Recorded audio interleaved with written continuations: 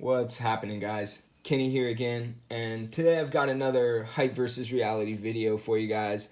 And what that'll be pertaining to today is this guy. That's right, folks. This is the Ferrum Forge Protech / drop Mordax 2.0. I know you guys have probably been waiting for this one to come along. That's right, guys. This is a Ferrum Forge design, Protech manufactured, and mass drop, or formerly known as mass drop, now known as drop, facilitated. They got it all together. They produced it. Protech manufactured it. Ferrum Forge designed it. So it's a triple threat here, guys. And in saying that, this is a button lock flipper using CPM 20CV blade steel. And it is manufactured in the United States, guys. Yes, made in the good US of A, and with premium materials. Yeah, I'll get more into that as we go here. So, yeah, I'm really excited to review this guy today, guys. And this is a hype versus reality review, so it will be my comprehensive review. And how that goes is I'll start with the hype. I'll talk about, the community hype, personal hype, manufacturer hype, all of that, together. And then I'll go into the reality, how it, how it actually came to fruition. Did it live up to the hype once I used and sharpened it and did everything? And then also I will do like size comparisons and specs. That's how I'll start this whole thing. So yeah, we'll get right into it, guys. And first things first, I'm going to go ahead and put the specs on the page right here.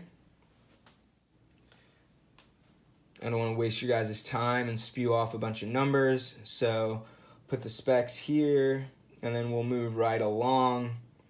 And I'll go into some size comparisons. Go ahead and line up the pivot on the line there. First things first, I'll bring in some Spydercos. You guys always know, got a lot of Spydercos on this channel. And you guys can see this is the Shaman.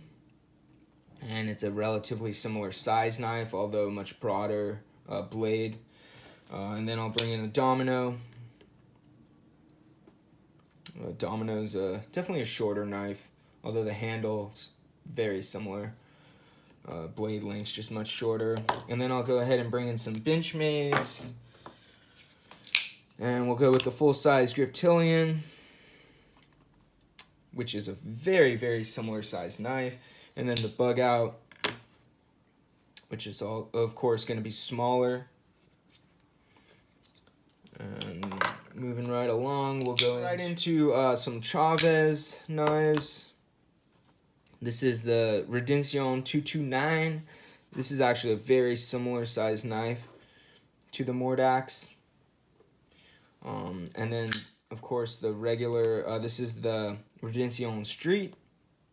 And as you can see, this is a much smaller knife. If I line up the butts, you can see I've got about a maybe 5/8 of an inch bigger on the Mordax. And then we'll go ahead and bring in, a few more. Here we go. We've got the CRK Umnumzon, which is very similar, a little bit longer than the Protech Mordax, or I mean the Ferrum Forge Mordax here. And then we've got an XM18. This is the full-size XM18, 3.5 inch. And yeah, you guys can see that is just a little bit, actually probably dead on as far as size goes. Very similar size. Handle, like with the 4-finger choil and everything, very similar size here.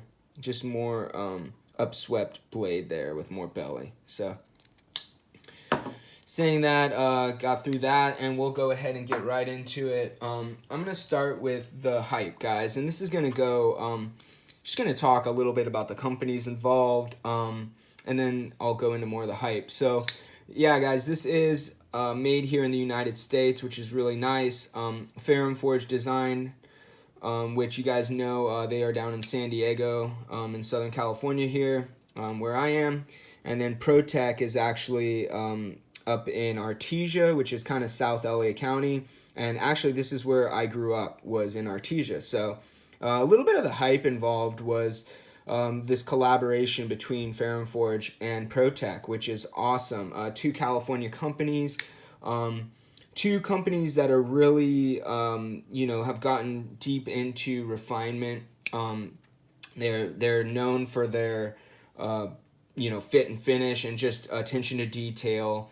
Both companies are well known for their quality knives, and then Protech, actually known for automatics, which is kind of funny being here from California, which most automatics are actually are illegal to carry here in California. You can have them, but you can't carry them unless it's under 2 inches. So it's kind of funny that Protech is mostly an automatic knife company.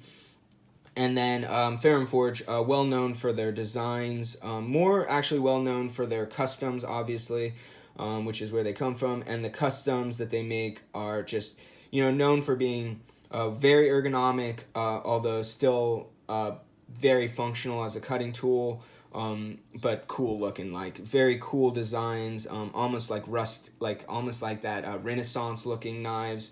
But with very functional ergonomics and geometry and all that. Although, kind of known for a little bit thicker geometry in their customs. Seems like their production models they've done with Wii and such seem to be well done as far as geometry. And then known for their action and all that as well. Very well-known custom makers with very expensive custom knives. And then Protech, just excellent production company with attention to detail and excellent product. I've been dying to get a Protech for a while now, but I wanted a manual so that I could carry it. And then also kind of, I like Ferrum Forge designs, so the idea of getting both of these in one package was a no-brainer for me. And then Drop. Drop has been going above and beyond lately. As you guys can see, this is still mass drop on this knife. Drop seems to have gotten it together. At first, they were getting a lot of flack for being, not being a knife company and not knowing how to deal with customer service and stuff like that. But they seem to have gotten on that and seem to be doing a really good job. They've been bringing together some really cool companies, making some really cool collaborations, and seem to be doing a really good job to kind of make their name in the EDC knife world. So cool to see that. And then to get this design together, I'm super stoked to check it out. I did get this knife before a lot of the hype was created, but there was a little bit of hype I had because I had handled the knife before they even went into production. I was at Ferrum Forge. They had one, and I got to handle it, and it was extremely smooth, extremely, ergonomic, very, very cool looking, had great action and everything. So I was really excited to get one myself. I saw the milled version at first, and that was really cool. There was a little bit of hype from me, a little bit of hype from the community with it having like amazing action, being a button lock. I didn't have a lot of button locks, so I was intrigued to try a button lock. 20 CV steel, done here in the United States. And actually a little bit of the hype came from me knowing that this was going to be heat treated at the same facility that Ferrum Forge heat treats their steel.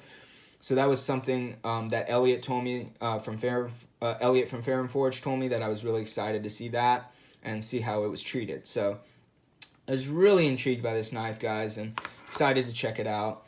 And the hype, as when it met reality, when I got this guy out of box. Actually, I should talk a little bit about the negative hype here, guys, because there's a lot of guys talking trash, saying that the materials used here weren't worth the money.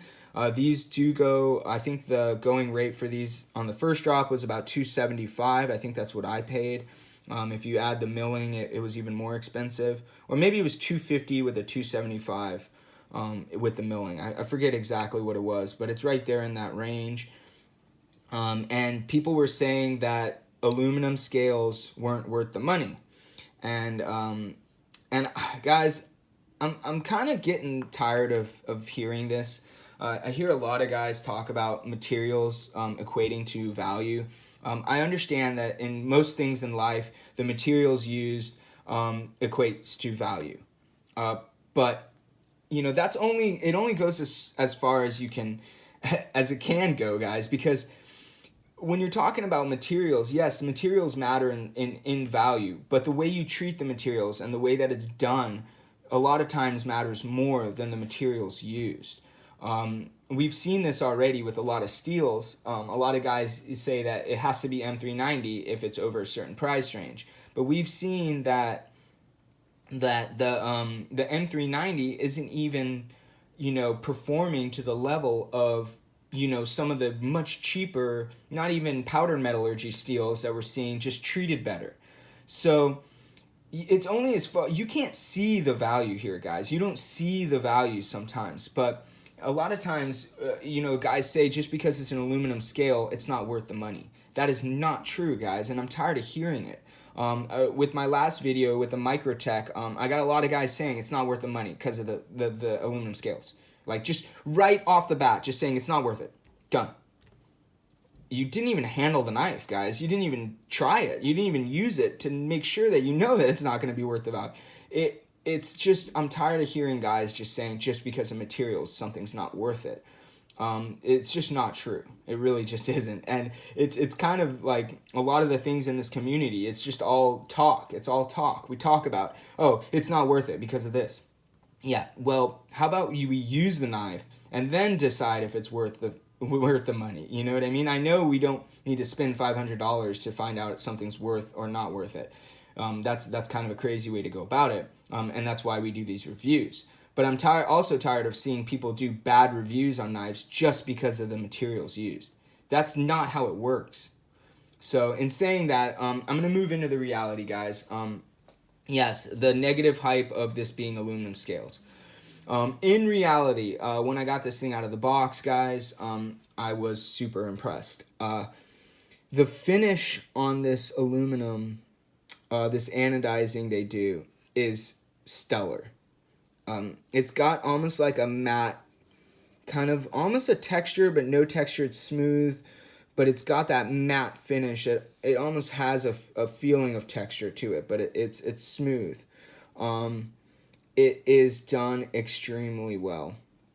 And it seems to hold up really well too. You could see a little bit of scratching there, but I have used this thing extensively, and the spots that are starting to see wear, it's extensive. Like I used, this thing was in my pocket banging around with stuff. Definitely not anything that I would say like this finish is going to scratch easily. It's held up really well. And in saying that, the aluminum, it seems to be done really well as well. It's definitely a higher grade aluminum, and doesn't seem to dent very easily. You guys can see there's a little bit, they do a chamfer on the inside of this edge just to help with that seam. Although that chamfer is not perfectly even, so you can see some spots where it kind of separates a little more. Not something I'm worried about, but just something to note. All the screws are sunk like really well. I mean, it's just done extremely well for the fit and finish here, or I should say mostly just the finish. But you can see the fit of this is done extremely well. Pocket clip is recessed there with the screws recessed, countersunk. A nice loop over clip there, stainless steel clip. Just really well done. Everything is chamfered really well. Insides are chamfered really well. This bevel here on the outside is chamfered well. Everything's done really clean. All lines are terminated very very cleanly. The blade grind is done extremely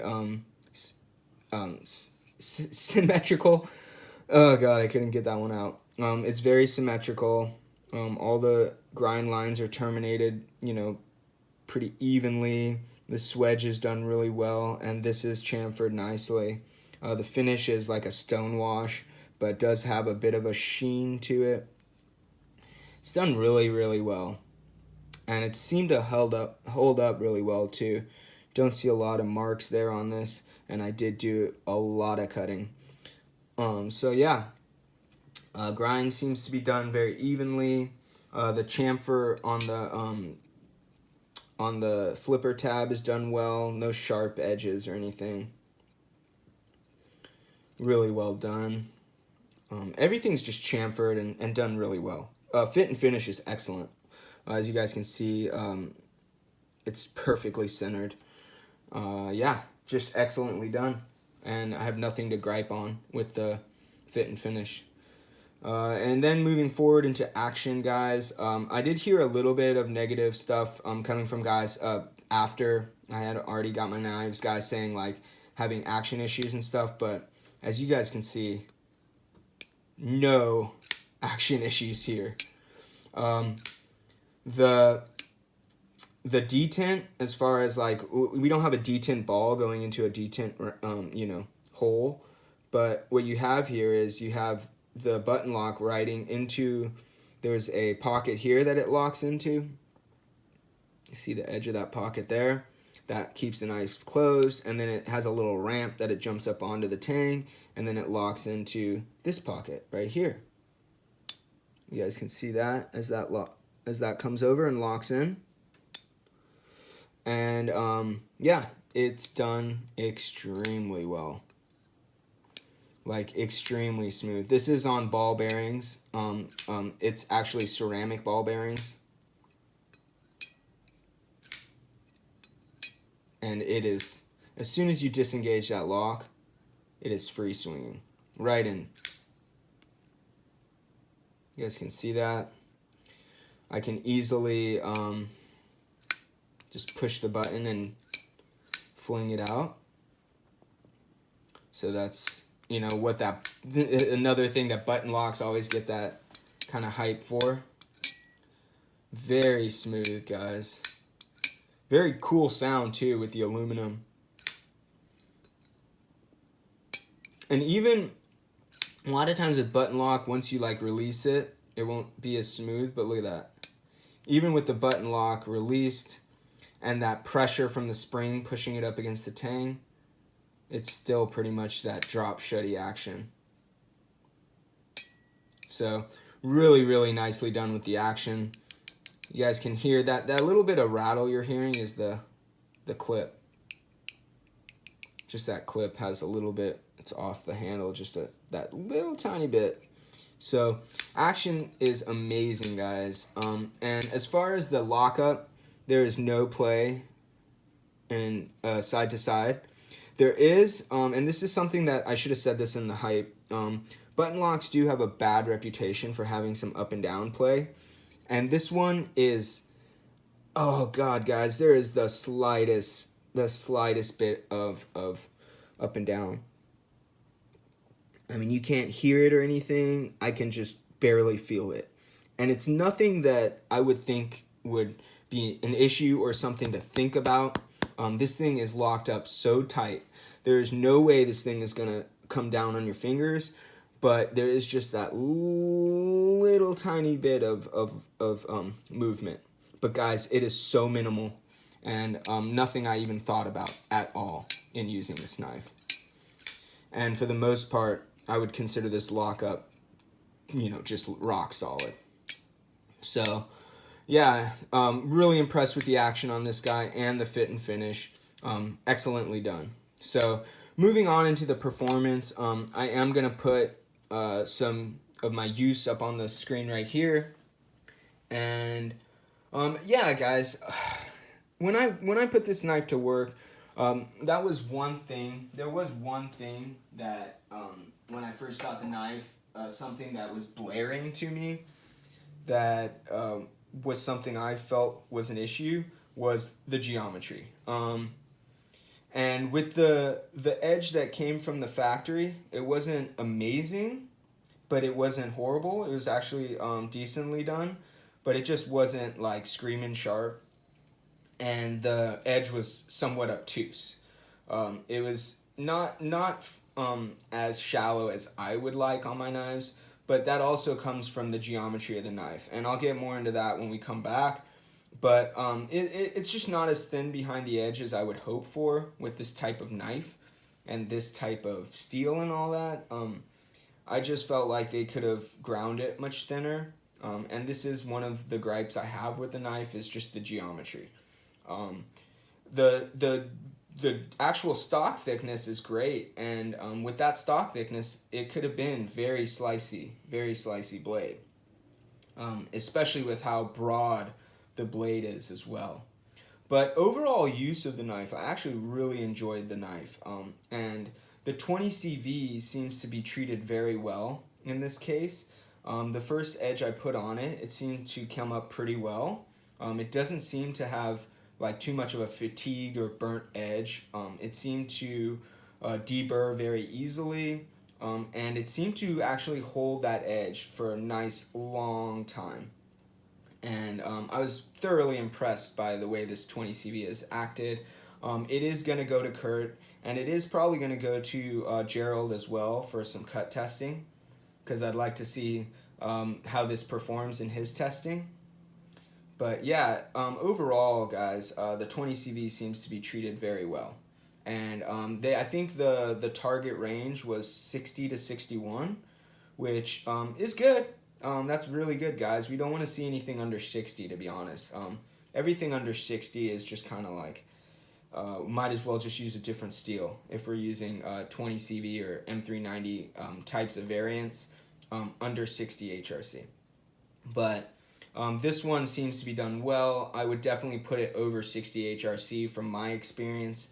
I would probably say closer to 61, just because from what I've used, it seems like 60 is kind of where I noticed like a significant difference in use, just in the anecdotal type of thing, at 60 is where I really start to notice knives pull away if the refinement of the steel is done well. Of course, if the refinement's not done well, then you're not even gonna, it could be 62 and it still could be brittle and all those things that everyone talks about. It could still be brittle at 58, guys, if it's not done correctly. So I did notice that this 20CV seems to be done really well, and all the retained austenite seems to be gotten out because it did deburr very easily. It seems to be treated very well. So I'm very happy with the 20CV, and I'm very happy with the performance overall, guys. The ergonomics of this knife is really where it shined. There was not a hot spot I found on this knife necessarily in most of my use. It was just very smooth in hand, very all the edges are very well contoured and chamfered, and there was nothing blaring that really poked into my hand or something I noticed. There is one thing that I would say it wasn't quite executed to the level I think it could have been, but I'll get more into that when I bring you guys back. Of course with the geometry, because that is the blaring thing that I would say could have been done much better, would be the geometry. And it's just one of those things where I know a lot of guys say like, for a knife that's meant to be EDC and do a lot of different things, you can't make it that thin because people will destroy it. I think that's I think that's a crock of shit. I think that it's a cop out. I think that we are all knife guys. We should know what we can and can't do with our knives. And 20 thousandths behind the edge. Like, I think that at about 15 to 20 thousandths is where any guy should be able to use a knife 15 to 20 thousandths. Once it gets under 15 thousandths, then yeah, we're talking about maybe, you're only going to be able to use it for certain applications. You won't be able to do certain things because you're, depending on the steel, you might be threatened by edge, degradation with some chipping or something like that. In saying that, it's really more comes down to your use and what you're doing. But with most EDC use, I would say 20 thousandths is thick enough that most people won't just destroy it. Now, if we're talking about the tip, obviously, yes, we can keep the tip thicker for things like prying and stuff like that. But when it comes to the, the straight part of the blade, this can be much thinner than I think most people think. And a 18 thousandths behind the edge knife isn't going to chip when you're cutting zip ties and things like that, or cutting into a bag of concrete, which guys seem to think is hard use, but I think they're misrepresenting the actual term hard in these cases. So in saying that, I'm going to bring you guys back, and we'll talk more about these things I brought up in this section of the video. So first things first, I'm going to talk about the geometry, because this is the blaring thing. This is the thing that really was a miss with this knife for me. We've got a pretty broad blade here. It's about 1.25 inches in the broadness of the blade, and that's a lot of distance here, guys. And even though it is a saber ground blade, it doesn't go full flat, it still has plenty of room here. That's still even a much more broad area than even, like, for instance, here we go, this hinder, still much broader here. And then a lot of like blades, like even, okay, so the bug out, it's about a 1/4 inch broader than even the bug out here. So in saying that, that's a lot of room for them to bring this grind into a much thinner dimension. This is a pretty thin stock, guys. So first things first, we're talking about 123 thousandths there, about 12 hundredths, which is kind of your standard dimension. I think that's about the standard thickness of like a 940 or something like that. So it really gives you that nice like EDC stock thickness. But then you guys can see it does keep a lot of thickness to the tip there. A little bit more than I think is absolutely necessary on a knife like this. But they do keep a lot of thickness to the tip, and you guys can see that come through in the grind there. But then within the secondary bevel. But then you guys can see how broad that bevel is. This is a 15 degrees per side bevel, which I put on a lot of my knives. And we're going to see 24 thousandths. And that is probably the thinnest it gets. 24.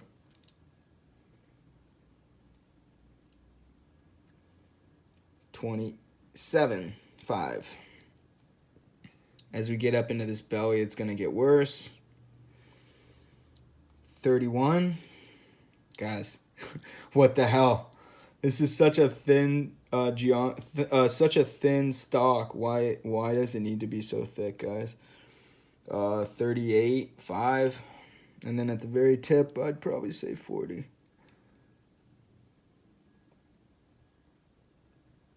44. So, yeah. What the hell? Why? Why didn't they grind this thinner? Are they gonna say because of the higher HRC? Because that's not that's not a good excuse.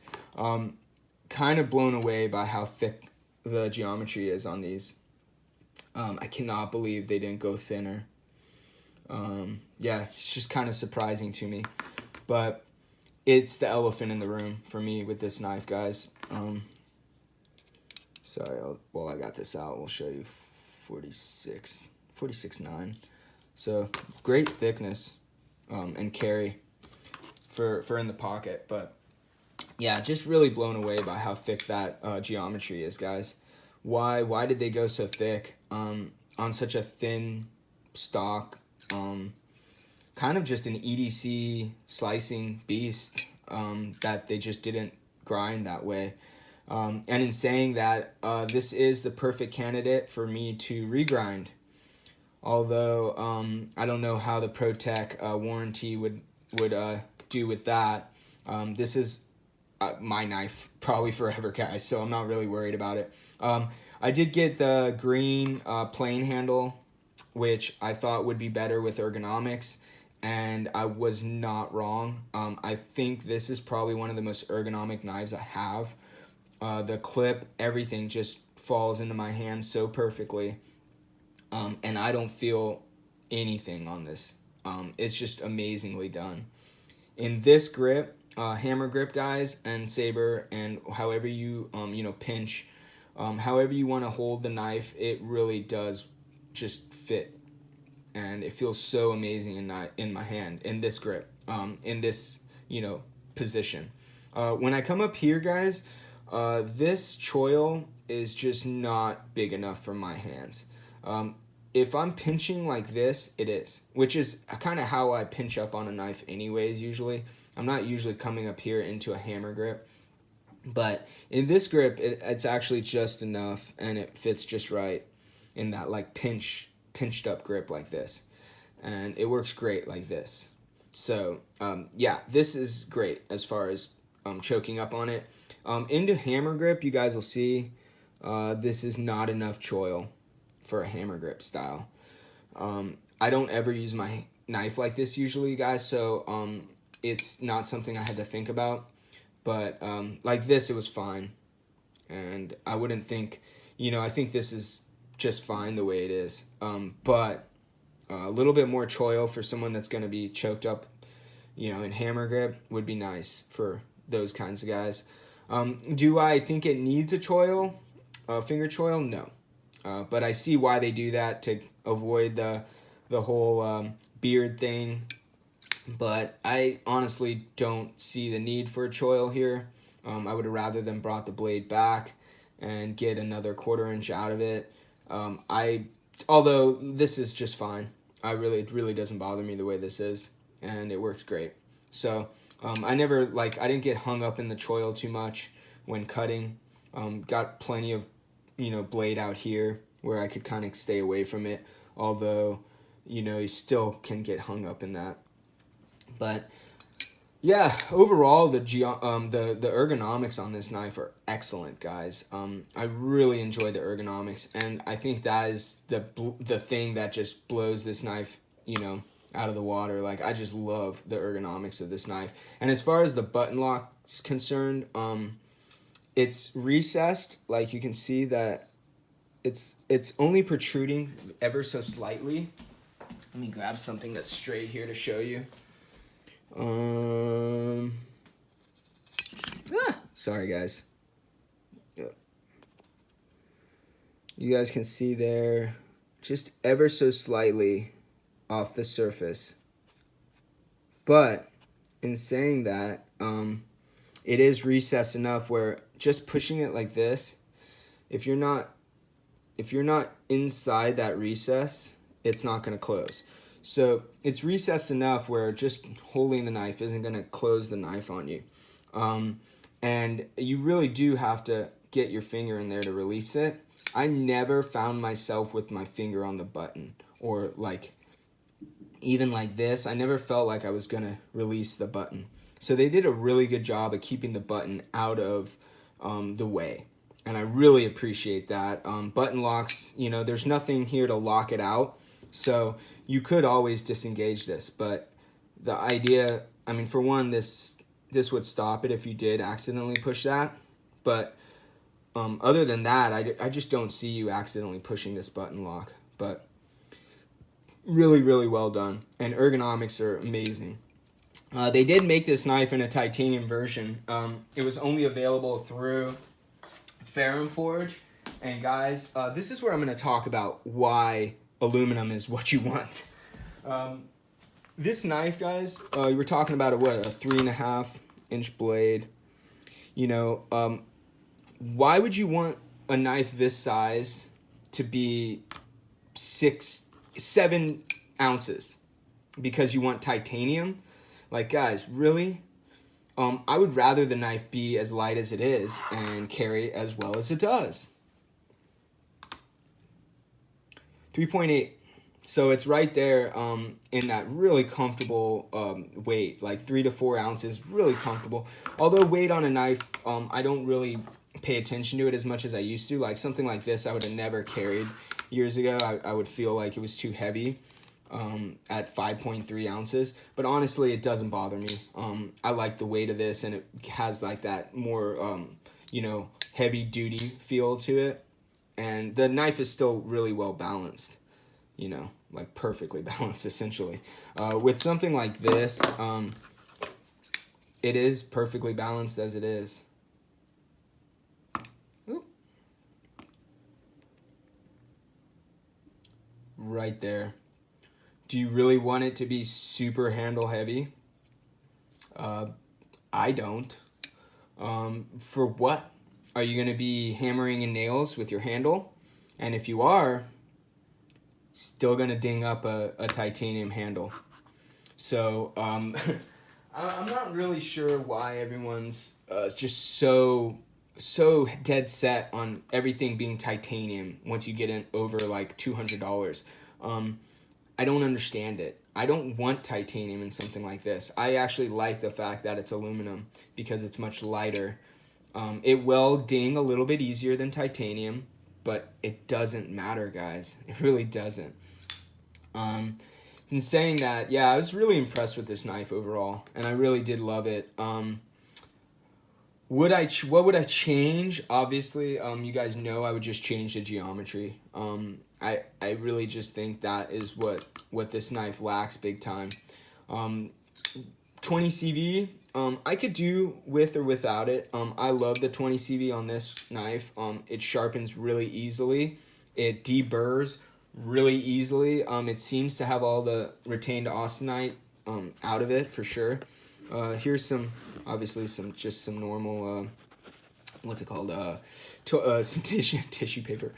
This is just your paper towel, normal paper towel, Charmin or whatever, and you guys can see it is super sharp. This 20 CV took a screaming edge, and try and do this in the camera. I don't know if you can see the hairs popping off my arm. It's not like, it's like where you can just touch the hairs and they're flying. So I don't have a whole lot of hair on that arm. It's not going to come through very well. See the hairs popping over. So yeah, this thing is screaming sharp, hair whittling, and yeah, just excellent steel on this guy. And I was extremely impressed by the way they treated it, but I am looking forward to seeing how it does in the cut test. Yeah, as far as I could see, it really performed excellently. And I wouldn't be surprised if it's some of the better performing 20 CV we've seen. And probably one of the higher HRCs too. So yeah, I'm looking forward to seeing how that goes. Really impressed with this knife. I just wish they would have ground it better. And I probably will be doing a regrind on this soon. I don't know when I'll get to it, but it is, at that point, it will be just about perfect in my opinion. So yeah, really impressed. And I think that if you're out there looking at this guy and you're interested in it, I think you can't go wrong. The companies you're dealing with, Ferrum Forge and Protech, stand behind their product and are just really good companies, and you're supporting US-made product. As far as Mass Drop's concerned, or Drop, they're doing a much better job with their customer service and stuff, and I don't think you're going to hear too many horror stories anymore because I think they learned their lesson. Yeah, I'm just really impressed with the knife overall. Just the grind is the only thing I can complain about. Otherwise, I think they really knocked it out of the park here. So yeah, I hope you guys enjoyed this video. I hope you got some value out of it, and I know it's going to be a relatively long one again, but this knife does warrant the long video, and I think it's really above and beyond on this guy. So thanks a lot for watching. Have a great day, and I will see you guys on the next one.